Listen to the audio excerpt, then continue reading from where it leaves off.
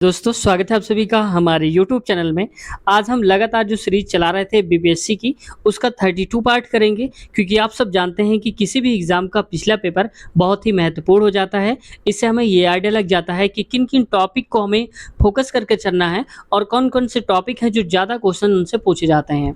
तो इस वजह से ये रियल क्वेश्चन पेपर है जो 2.0 पे हुआ था, उसका रियल क्वेश्चन पेपर है, क्योंकि ये 3.0 पे आने के पूरे-पूरे चांसेस हैं। आपने देखा होगा कि 1.0 के 2.0 में बहुत सारे क्वेश्चंस रिपीट हुए थे, तो ठीक वैसे ही ये भी अपने आप में एक इम्पॉर्टेंट हो जाता है। तो हमने बहुत सारे पार्ट्स करवा दिए हैं, अगर आपने नहीं देखा तो चैनल के प्लेलिस्ट आप चेक कर लेना, मिल जाएगा वहाँ पर बीपीएससी पिछला वर्ष पेपर।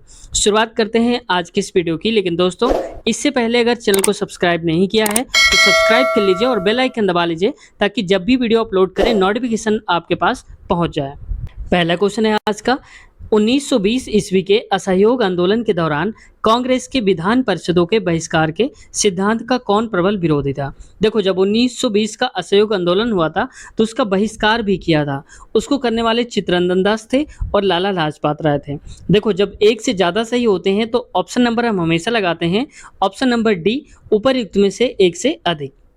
अगला है, यह किसने कहा कि क्रांतिकारियों का उद्देश्य आतंकवाद नहीं अपितु क्रांति और क्रांति का उद्देश्य भारत में राष्ट्रीय सरकार की स्थापना है।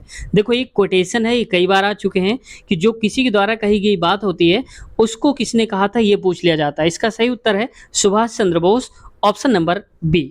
नेक्स्ट क्वेश्चन पे आते हैं। अगला है, राष्ट्र संघ के दायित्वों को निभाने के लिए किस पैक्ट में विभिन्न देशों ने मिलकर यह घोषणा किया था कि युद्ध को राष्ट्रीय नीति का उपकरण न बनाया जाए। ऑप्शन है इसका Kellogg Briand pact, option number A सही उत्तर है। नेक्स्ट देखो 34 नंबर, औद्योगिक क्रांति के संदर्भ में कॉर्डिक शब्द इसे किसे इंगित करता है। यानी कि एक शब्द होता है कॉर्डियक, ये संदर्भित किसको करता है, तो उस प्रक्रिया को जिसमें कपास या ऊन की कटाई की जाती है। ऑप्शन बी सही उत्तर हो जाएगा। आप हमेशा याद रखना कि कॉर्डियक वर्ड अगर आता है तो उसका मतलब है कि ऊन या कपास की जो कटाई करी जाती है उस प्रोसेस को हम कहते हैं। अगला क्वेश्चन देखो, नेक्स्ट क्वेश्चन है, next, Gandhi in his time and hours किसने लिखी थी। ये पुस्तक है, राइट ऑप्शन है इसका डेविड हार्डमैन द्वारा, ऑप्शन ए सही उत्तर हो जाएगा। वही नेक्स्ट देखो 36 नंबर का, और ये सारे के सारे इंपॉर्टेंट क्वेश्चन है, याद रख लो, क्योंकि ऐसे रिपीट होने के चांसेस होते हैं, ये फिक्स क्वेश्चन होते हैं। संयुक्त राष्ट्र संघ यूएनओ के संविधान के चार्टर में कुल कितने अनुच्छेद तथा अध्याय हैं। तो इसमें देखो 111 अनुच्छेद तथा 19 अध्याय हैं, ऑप्शन ए सही उत्तर हो जाएगा। देखो, कई बार क्वेश्चन को क्या करता है घुमाने के लिए, वो ये कह देता है 19 अनुच्छेद और 111 अध्याय, ऐसे भी कर सकता है कई बार। ठीक है, तो ऑप्शन नंबर है बी, याद रखना कि अनुच्छेद हैं 111 और अध्याय हैं केवल 19। अगला क्वेश्चन देखो, ब्रिटेन वुड्स सम्मेलन का मुख्य उद्देश्य क्या था। तो इसका जो फ्रेंड्स मुख्य उद्देश्य था ब्रिटेन वुड्स सम्मेलन का, वो था विश्व व्यापार संगठन के माध्यम से वैश्विक आर्थिक में स्थिरता लाना, और दूसरा ये भी था कि द्वितीय विश्व युद्ध से उपजी जो आर्थिक मंदी थी उसको कम करना। ऑप्शन बी और सी दोनों सही हैं। तो समझ गए होंगे, जब एक से ज़्यादा सही होते हैं तो ऑप्शन नंबर सही होता है उपरयुक्त में से एक से अधिक, यानी कि डी सही उत्तर हो जाएगा। अगला है, चीनी लोक गणराज्य की स्थापना किस वर्ष हुई थी। तो चीनी लोक गणराज्य की जो स्थापना हुई थी फ्रेंड्स, तो इसमें से देखो 1910 नहीं हुई थी, 1912 और 1948 में नहीं, यानी कि इनमें से कोई नहीं सही है, क्योंकि इसकी स्थापना हुई थी 1 अक्टूबर 1949 को, याद रखना है, क्योंकि चीनी लोक गणराज्य की स्थापना 1 अक्टूबर 1949 को हुई थी, जबकि यहाँ पर कुछ भी नहीं दिया है, तो इस वजह से हो जाएगा ऑप्शन नंबर ई, उपरयुक्त में से कोई नहीं। अगला है, औद्योगिक क्रांति के उत्थान में किस कारक ने सहायक की भूमिका निभाई थी। तो देखो, कृषि क्रांति ने निभाई थी और पूंजी तथा नई प्रौद्योगिकी ने भी निभाई थी। तो ऑप्शन नंबर ए और बी दोनों सही है, इस वजह से ऑप्शन नंबर हो जाएगा डी वाला, उपरयुक्त में से एक से अधिक, ऑप्शन नंबर डी सही उत्तर है। नेक्स्ट देखो 40 नंबर, इसमें से कहा जा रहा है क्वेश्चन में, इनमें से कौन अंतर्राष्ट्रीय न्यायालय में प्रथम भारतीय न्यायाधीश था। देखो, जब कभी भी प्रथम या पहला आ जाता है तो अपने आप में एक इम्पॉर्टेंट क्वेश्चन हो जाता है, वो जरूर पूछे जाने के चांसेस होते हैं। तो कौन था अंतर्राष्ट्रीय न्यायालय में प्रथम न्यायाधीश, तो ये थे ऑप्शन नंबर यहाँ पर बी एन राव, ऑप्शन बी सही उत्तर है। क्वेश्चन नेक्स्ट, निम्नलिखित में से कौन सा भारत का सबसे पूर्वी देशांतर और सबसे दक्षिणी अक्षांश है? तो इसका सही उत्तर है 97 डिग्री 50 मिनट ईस्ट और 8 degree 4 minute north. Option B सही उत्तर है इसका। नेक्स्ट क्वेश्चन देखो, सेकंड वाले पे आते हैं और इसमें कहा जा रहा है निम्नलिखित में से कौन सा कथन सही है, यानी कि जो जो कथन सही है उनको हमें बताना है। तो इसमें से देखो, भारत का भूमि क्षेत्रफल 3.28 मिलियन वर्ग किलोमीटर है, ये बात सही है। और भारत की स्थलीय सीमा 15,200 किलोमीटर है, ये भी बात सही कही जा रही है। तो दोनों ही सही हैं, तो ऑप्शन नंबर हमारा हो जाएगा डी, उपरयुक्त में से एक से अधिक। अगला क्वेश्चन थर्ड पे देखो, इसमें कहा जा रहा है भारत की लंबाई और चौड़ाई की दृष्टि से निम्नलिखित में से कौन सा कथन सही। देखो एक ही चैप्टर से क्वेश्चन थे, ये वाला भी क्वेश्चन था और इसके ऊपर वाला भी क्वेश्चन था, दोनों एक ही चैप्टर से पूछे गए क्वेश्चंस थे। तो देखो इसका आंसर हो जाएगा फ्रेंड्स, इसका हो जाएगा ऑप्शन नंबर 3214 किलोमीटर और 2933 किलोमीटर। ऑप्शन ए सही उत्तर है। ठीक है, समझ गए होंगे आप। तो देखो जो 3214 है वो है उत्तर से दक्षिण तक की, और 2933 जो है ये पूरब से पश्चिम तक की है लंबाई, याद रखना। ठीक है, क्योंकि कई बार पूछा जा सकता है उत्तर दक्षिण या दिशाएं देकर के भी पूछा जा सकता है, तो भी आप गलत नहीं करें इस वजह से। अगला क्वेश्चन देखो, नेक्स्ट क्वेश्चन पे आते हैं, फोर्थ नंबर क्वेश्चन है। और फोर्थ कहाँ है, इस पे कहा जा रहा है फोर्थ नंबर क्वेश्चन, थोड़ा छोटा करता हूँ मैं ताकि आपको दिख जाए। इसमें कहा जा रहा है क्वेश्चन में मालाबार तट के संबंध में निम्नलिखित में से कौन सा कथन सही है। जो मालाबार तट है उसके बारे में कथन जो सही दिए गए हैं उनमें से कौन सा सही है ये बताना है। तो देखो इसका सही उत्तर हो जाएगा गोवा के दक्षिण में पश्चिमी तटीय पट्टी है, ये बात भी सही है। और इसके बाद मालाबार तट का अधिकांश भाग केरला में राज्य में स्थित है, ये बात भी सही है। तो बी और सी दोनों ही सही है। देखो कई बार पूछा जा सकता है मालाबार तट का संबंध किस राज्य से है, तो अगर ऑप्शन में केरल दिया होगा तो उसको प्रायोरिटी आप दोगे सबसे पहले। ठीक है, नहीं दिया तो फिर गोवा लगा सकते हो, लेकिन केरल ही आपको टिक करना है।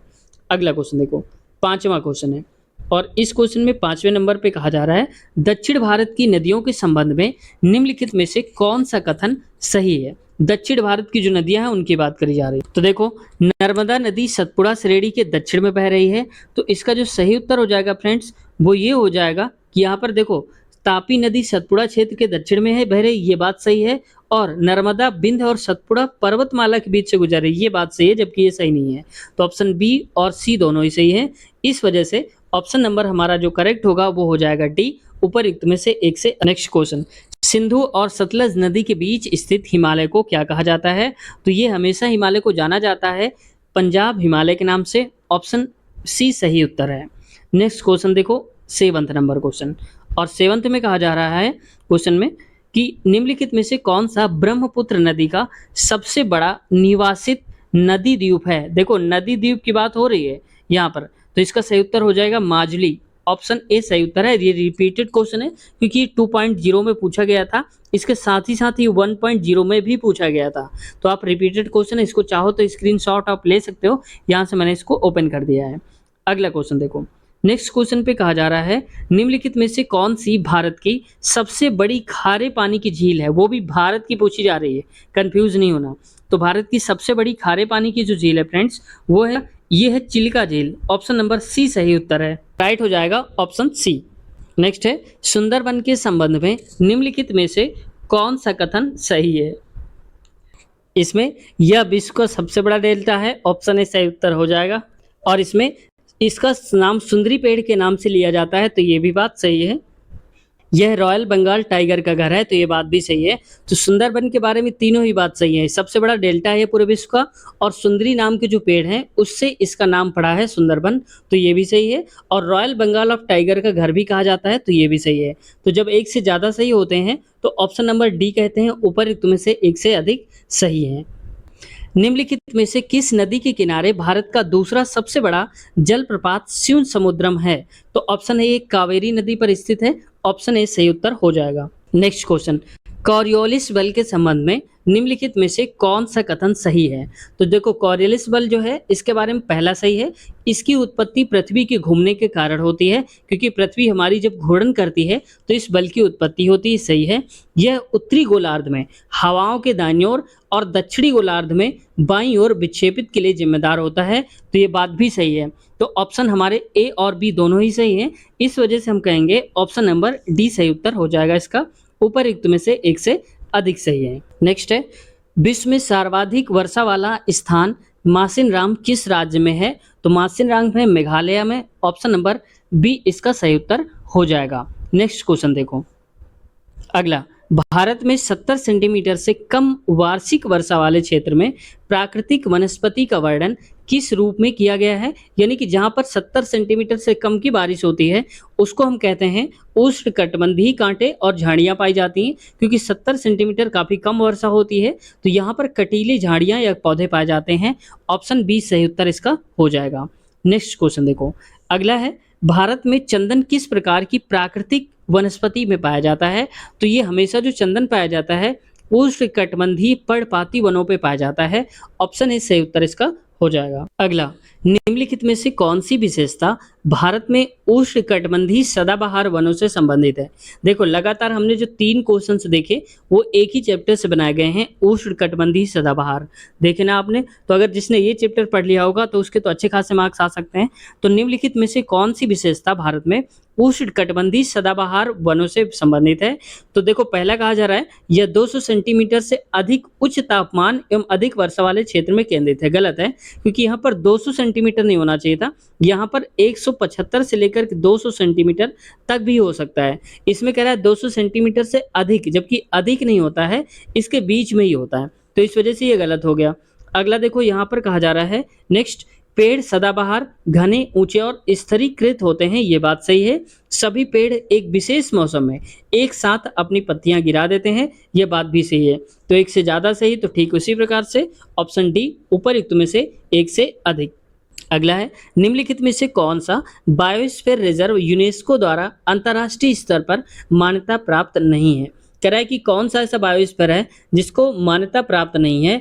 अब देखो नीलगिरीज को तो मान्यता प्राप्त है, सुंदरबन को भी मान्यता प्राप्त है और मन्नार की खाड़ी ये भी प्राप्त है। तो इनमें से कोई नहीं बचा जो ना प्राप्त हो। तो जब कोई ऑप्शन सही नहीं होगा तो ऑप्शन नंबर आता है ई उपरयुक्त में से कोई नहीं सही उत्तर हो जाएगा इसका। ठीक है, ऑप्शन नंबर ई राइट ऑप्शन हो जाएगा यहाँ पर। अगला है, रियो डी जेनेरियो पृथ्वी शिखर सम्मेलन 1992 किसको संबोधित करने के लिए बुलाया गया था?